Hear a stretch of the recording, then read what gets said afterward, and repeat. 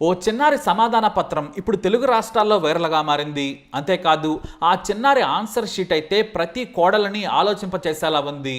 తాము ఎంత ఘోరమైన పాపం చేస్తున్నామో తెలిసేలా చేసింది. కానీ ఆ సమాధానంలో అత్తల తప్పు కూడా ఉండొచ్చు, మామల వైపు నుంచి ఏదైనా చిన్న మిస్టేక్ జరిగి ఉండొచ్చు.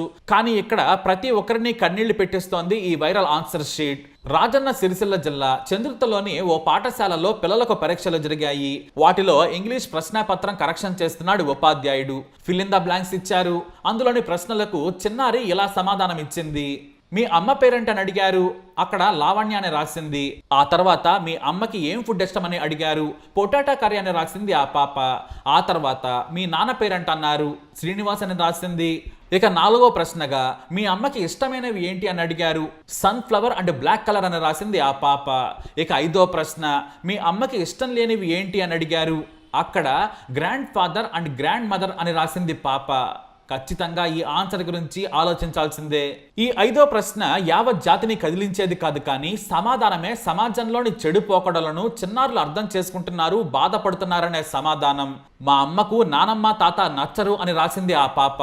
ఆ జవాబు చూసినప్పుడు ఆ ఉపాధ్యాయుడు కూడా నవ్వుతూ కరెక్షన్ చేసి ఉంటాడు. కానీ ఆ వెంటనే అతని పెన్ను ఆగిపోయింది.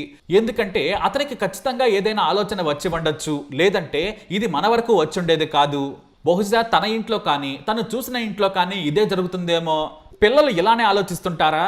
మా నాన్న అంటే మా ఆవిడకి నచ్చదు, మా అమ్మ అంటే నా భార్యకు చిరాకు అనుకున్నాడో ఏమో. కానీ పిల్లలు ఇదంతా చూస్తున్నారు, వారు ఎంత బాధపడుతున్నారా అనుకున్నారు ఆయన.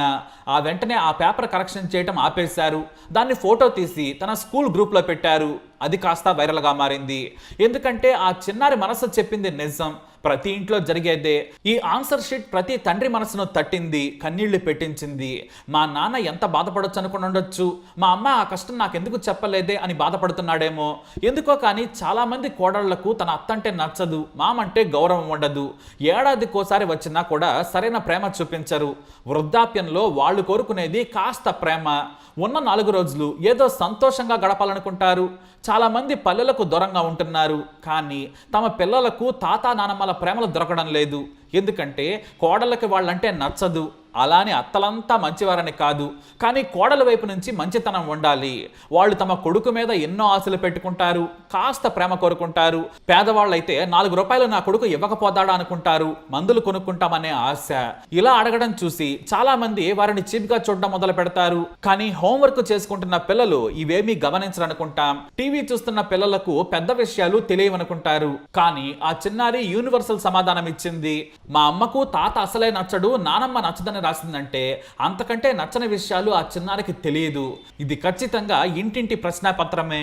సరిగ్గా తల్లిదండ్రులు సమాధానం రాసినా అదే నిజమైన ఆన్సర్ అవుతుంది. ఇక కొడుకులు తల్లి భార్య మధ్యలో నలిగిపోతారు. ఎంత ఉన్నత చదువు చదువుకున్నా కూడా ఈ సమస్య పరిష్కరించడం అంత సులువు కాదు.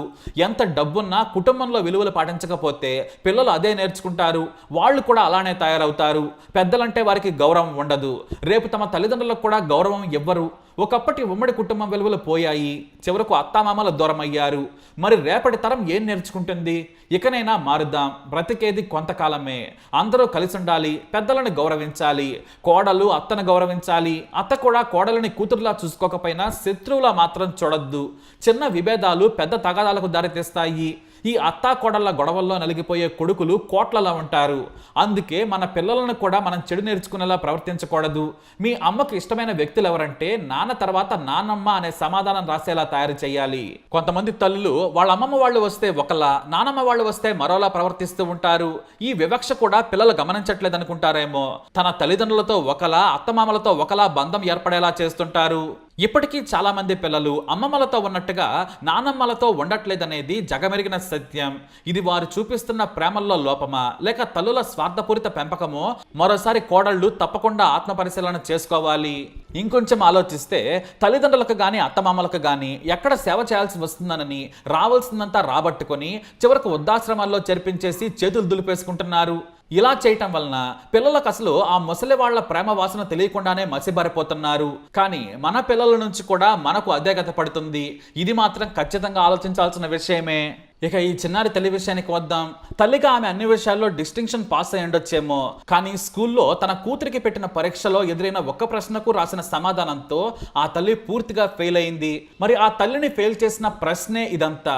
కూతురు రాసిన సరైన సమాధానంతో తల్లి ఫెయిల్ అయింది. పేరెంట్స్ పాటించే అలవాట్లు పిల్లలపై ప్రభావం చూపిస్తాయి. పిల్లలు వాటిని గమనిస్తూ ఉంటారు, అర్థం చేసుకుంటారు. పిల్లలకి ఆ జ్ఞానం వచ్చిందన్న జ్ఞానం కూడా లేకుండా ప్రవర్తిస్తుంటారు కొంతమంది తల్లిదండ్రులు. అలాంటి తల్లిదండ్రుల కోసమే ఈ వీడియో. మరి ఆ చిన్నారి సమాధానంపై మీ అభిప్రాయం ఏంటి? కమెంట్ ద్వారా తెలియజేయండి. ఈ వీడియో అప్డేట్స్ కోసం మై ఛానల్ ఫాలో అవ్వండి. అలాగే తప్పకుండా సబ్స్క్రైబ్ చేసుకోండి.